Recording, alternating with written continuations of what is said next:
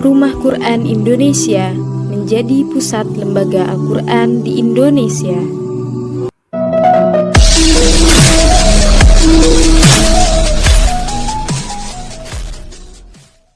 Abdullah bin Amr bin As radhiyallahu anhu meriwayatkan sabda Nabi SAW, yuqalu li sahibil Quran iqra' wartaki warattil kama kunta turattilu fid dunya fa inna manzilaka inda akhir ayatin takra'uha. Dikatakan kepada para pembaca Al-Quran, ini belum bicara masalah penghafal ya, ini hanya pembacanya saja, rutin setiap hari baca. Yang pernah saya bilang, coba praktekin satu hari 10 ayat minimal gitu kan. Baca ayat tersebut. Yang sering membaca Al-Quran terus menghatam, diulangi lagi, menghatam, diulangi lagi terus begitu, maka nanti hari kiamat disuruh dia membaca pada saat sudah berada di depan pintu surga. Dikatakan kepada para pembaca, bacalah dan naiklah, suruh tinggikan derajatnya. Lalu bacalah dengan tartil, pelan-pelan, sebagaimana kau mentartilnya semasa di dunia. Sesungguhnya kedudukanmu terletak pada akhir ayat yang kamu baca. Kata ulama hadis, ini berhubungan dengan hadis yang lain. Nanti ada riwayat juga menjelaskan kalau dia sudah sampai pada derajat surga Firdaus, dia terus ngaji nih, satu ayat mengangkat satu derajat sampai dia tiba di surga tertinggi. Diangkat terus sama Allah dengan tartil ayat yang dia bacakan. Begitu tiba di surga Firdaus yang paling tinggi, baru dikatakan, berhentilah, ini kedudukan kamu di akhir ayat yang kamu baca. Itu maksudnya. Jadi seringlah membaca teman-teman sekalian, baca Al-Quran, jangan biarkan waktu kosong. Bahkan saya pernah praktekkan dan berhasil. Lagi di lampu merah bisa baca Quran.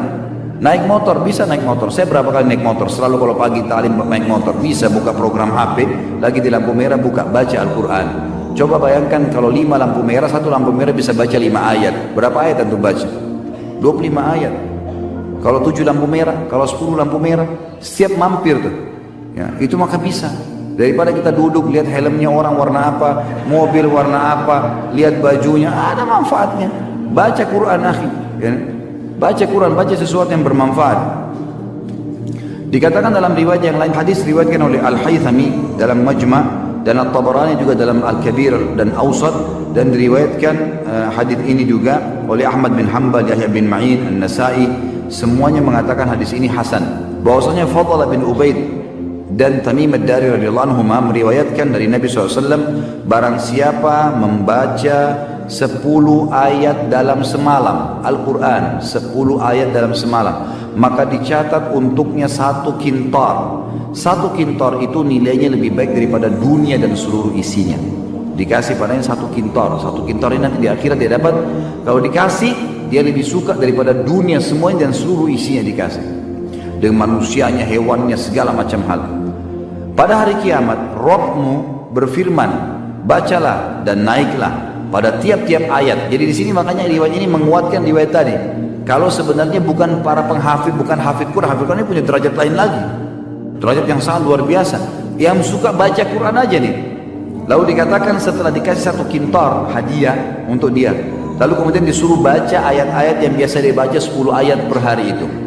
Dikatakan baca dan naiklah, pada tiap-tiap ayat naik 1 derajat hingga berakhir pada akhir ayat yang dibacanya. Allah berfirman pada hamba tersebut, peganglah, bertahanlah. Hamba mengatakan dengan tangannya, ya Rabb, engkau lebih tahu.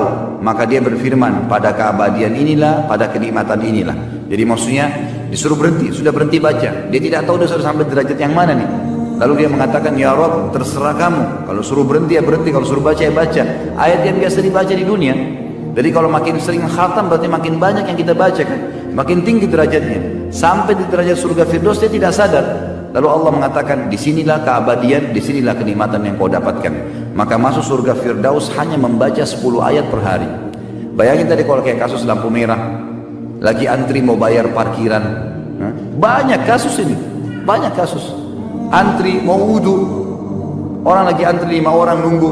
Tidak usah lihat orang gulung celana, orang pakai sendal apa, buka HP baca Quran. Sesuatu yang bermanfaat teman-teman. Jangan mulai sekarang harus ubah persepsi kita yang selalu malas-malasan nih. Karena kalau kita nggak paksain diri, nggak buatin program, kita nggak masuk dalam firman Allah. Walladzina jahadu fina lanahdiyannahum subulana. Orang yang berusaha menuju ke jalan-jalan kami, kami akan pandu ke jalan-jalan kami.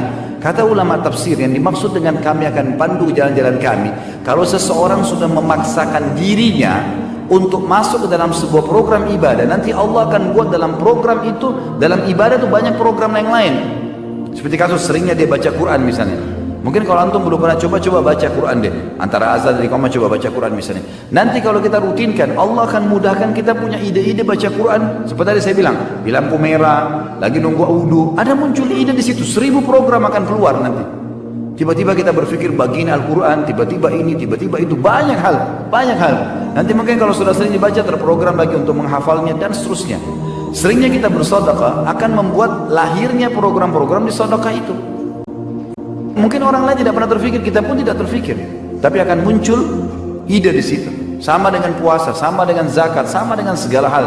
Kalau kita sudah biasa buat program di situ, akan datang program-program yang Allah Azza wa Jalla mudahkan.